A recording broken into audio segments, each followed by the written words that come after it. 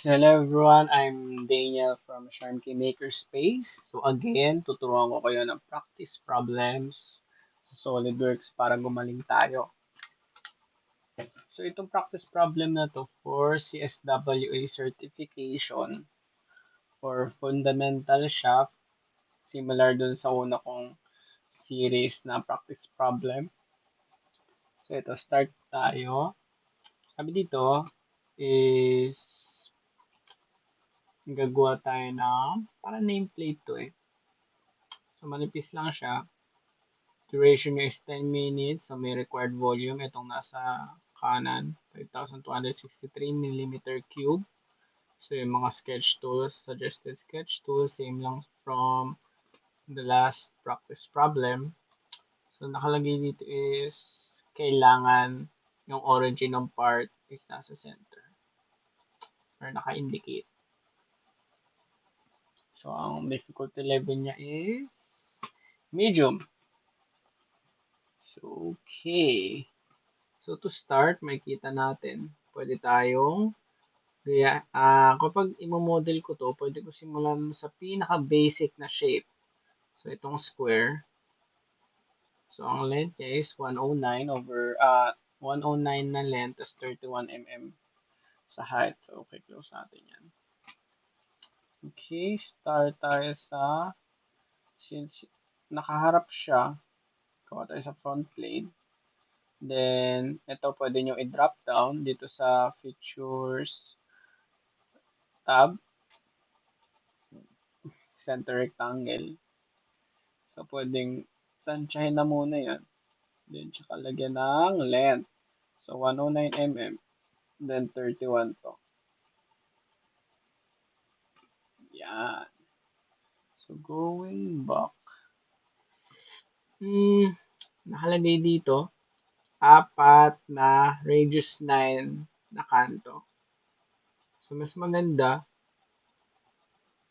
itabas na agad natin. Hindi. I-extrude pala muna natin. Which is 3 mm. Nakalagay dito. Overall length. Itong 0.75 mm, to follow na lang yan.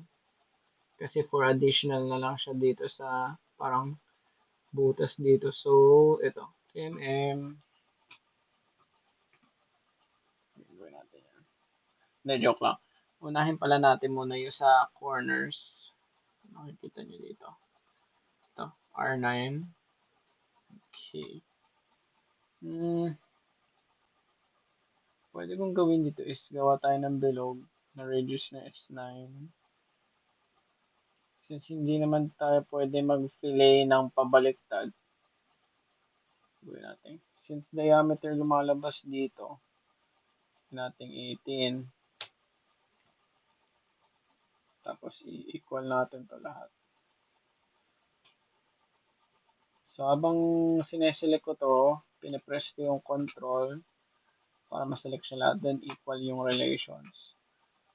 So, papansin nyo, dito sa radius niya, 9. Ito yung diameter. Okay. So, extrude. Ito lang select natin, yung middle part. Gano'n siya kakapal? 1.5 mm, tapos meron siyang borderline na 1.5 ulit. Kaya siya naging 3 mm dito sa baba. Dito sa baba, 3 mm sa 1.5. Ito na yung thickness niya. So, pwede natin gawin 1.5 na muna. 1.5. Yan. Then, select ulit natin.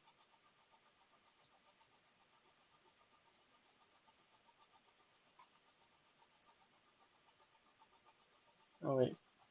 Ano ba nakalagay?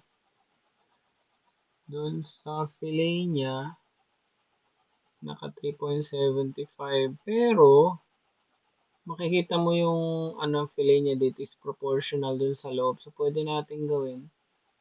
I-fillet na agad natin siya. So, 3.75. Ito, fillet. 3.75 yan. Radius. So, select natin itong mga corners na to.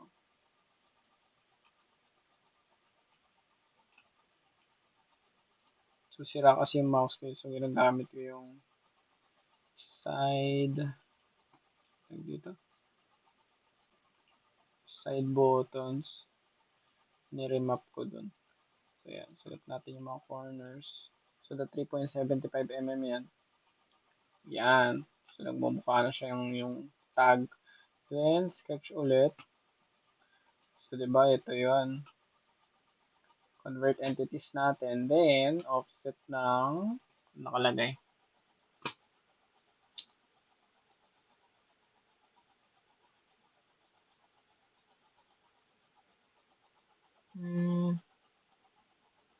Ayan. 1.5 all around. Okay. 1.5 mm all around. Tada! Ayan na siya. Then extrude.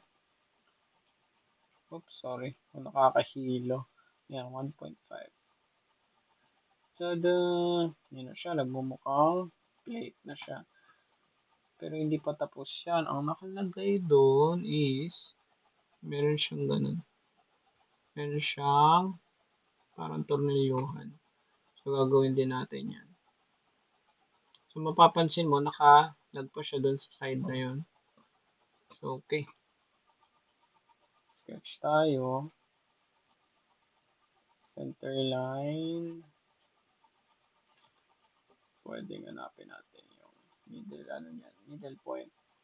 Then, bilog. Oops. Oops, mali.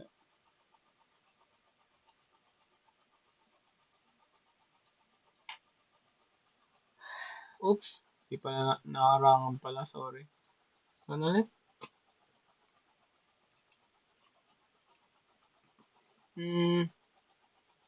Radius niya is 8 sa outer. Pero sa inner, 5 nakalagay. So, dalawang 5. To the y 5.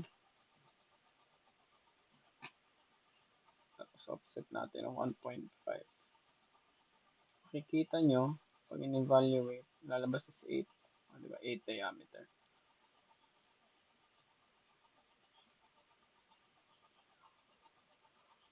Sabi niya, extrude. Yan, isang papunta dito. Tapos, direction 2. Gawin natin 3. Since lamag pa siya, papansin nyo, lalabas din dito.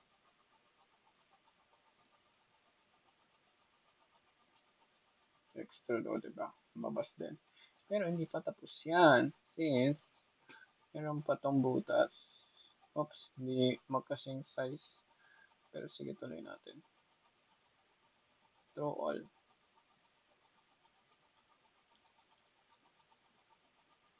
Balikan natin to. Kailangan same siya.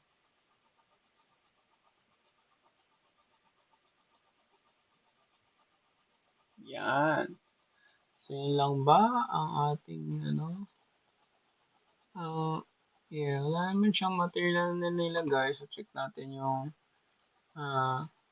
dito, mass properties. So, nakalagay is 5354.72. Kuha ba?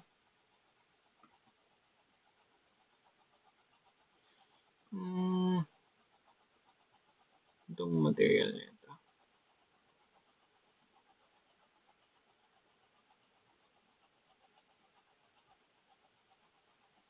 0.75. Let's check. Para sumobra ata.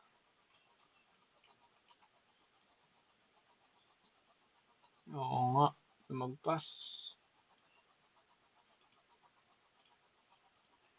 Balikan natin itong extrude 2.75. Tama. Is this correct?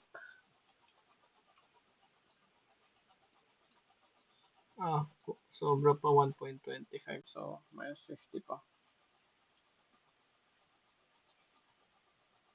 25.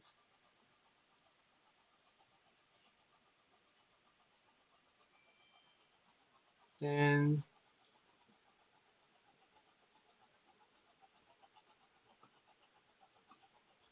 50 din pala to.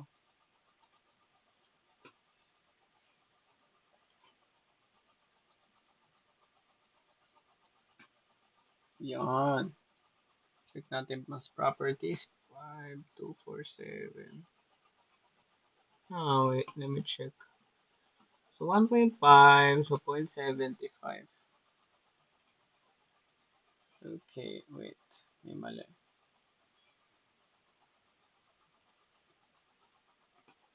Yup, sumobra. Sumobra pala ang ating extrude. So, syempre, minsan na mamalikmata tayo. Need natin i-double check yung mga features natin. Mas properties, 562.83. Okay, kuha na. Nakita natin dito. Upper right, 56, 56, ano? 5263 millimeter cube.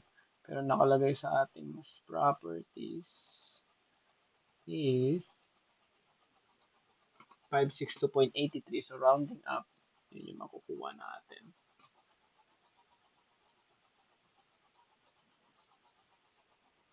Okay, mas properties. Yon, ito. Pala nag-show. Ayan, kuha.